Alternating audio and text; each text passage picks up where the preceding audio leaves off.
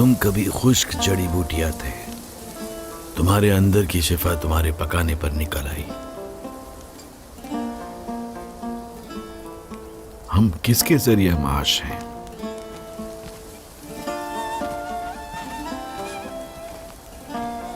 شفا کا انتظار ہے بس۔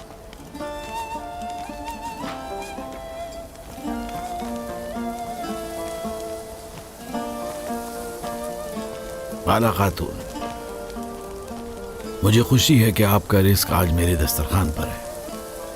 آپ کی اس پیشکش کو میں کیسے ٹھکرا سکتی ہوں درویش افندی؟ شکریہ، مگر آپ میرا نام کیسے جانتے ہیں؟ شیخ ادب علی کی بیٹی، ہم جانتے ہیں آپ کو۔ تشریف لائیے۔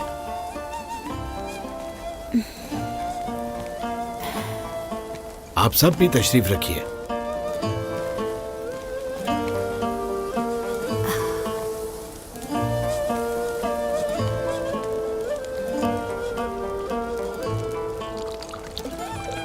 آپ نے ہی مسجد میں جڑی بوٹیاں رکھی تھیں، شکریہ آپ کا۔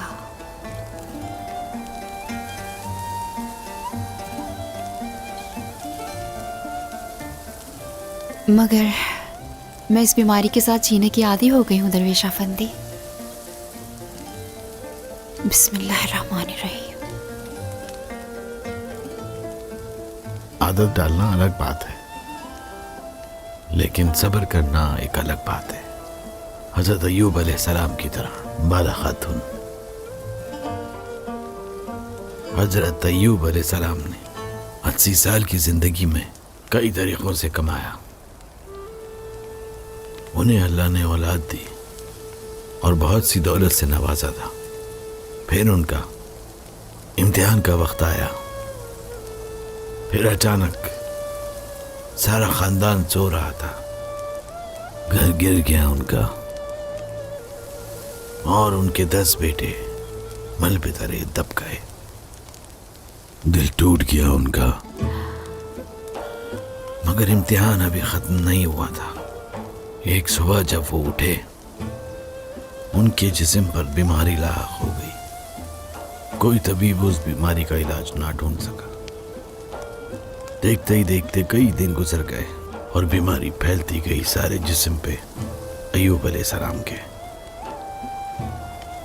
معلوم ہے تمہیں، انجیر کی پتی تھے حضرت ایوب۔ شہتوت کا کاغذ بھی شکایت نہیں کرتا جب وہ ساتن میں بدل جاتا ہے۔ انہوں نے بھی کبھی شکایت نہیں کی۔ وہ کہتے تھے کہ 18 سال پہلے طبیب بے بس تھے اور مرہم کا کوئی فائدہ نہیں ہوا۔ زخموں کی وجہ سے ان کا جسم اب نظر بھی نہیں آتا تھا۔ ایک دن ان کی بیوی رحیمہ ان کے پاس آئی، کہنے لگی کہ اے ایوب، دعا کرو اپنے رب سے کہ اس مصیبت سے آپ کو بچا لیں۔ اور اپنی بیوی کی طرف ایوب متوجہ ہوئے اور کہا کہ اپنے رب سے ایسی چیز کیسے مانگ سکتا ہوں میں اب؟ یہ وہی رب ہے جس نے مجھے اپنی اولاد کے ساتھ 80 سال کی عمر عطا کی۔ ایسے میں اپنے حالات کی شکایت کیسے کر سکتا ہوں؟ چلو اب 80 سال تک دکھ سہتے ہیں، ہو سکتا ہے پھر ہم مدد کے طالب ہو جائیں۔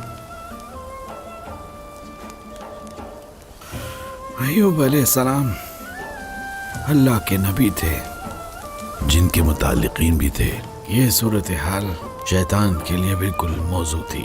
اس نے آپ کے ساتھیوں کے دلوں میں فتنے پیدا کیے۔ وہ آپس میں باتیں کرنے لگے، یہ کیسا نبی ہے کہ بیماری کا علاج نہیں ہے اس کے پاس؟ کوئی معجزہ کیوں نہیں ہوتا؟ آہستہ آہستہ سب ان کو چھوڑ گئے، مگر ایوب علیہ السلام نے شکایت نہیں کی کبھی۔ کئی برس بیت گئے اور ان کے زخم گہرے ہوتے گئے۔ زخم ان کے دل اور دماغ تک پہنچنے کے قریب آ گیا، اور اس وجہ سے ایوب علیہ السلام کے دل میں خوف پیدا ہوا۔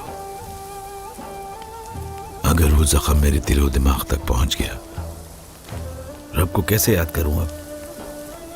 انہوں نے اپنے رب کے سامنے ہاتھ پھیلا دیے۔ رب نے کرم کیا، صبر کے احترام میں انہیں شفا سے نواز دیا اور انہیں مرنے والے بیٹوں کی جگہ دگنے بیٹے ملے اور انہیں زیادہ سے زیادہ دولت سے نوازا۔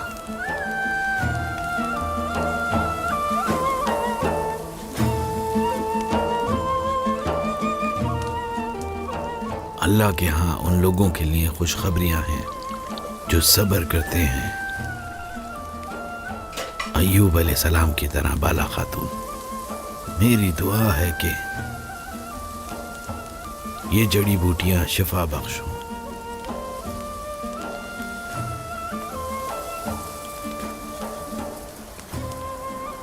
بہت شکریہ درویش افندی، آپ کی ان باتوں سے مجھے بہت طاقت ملی۔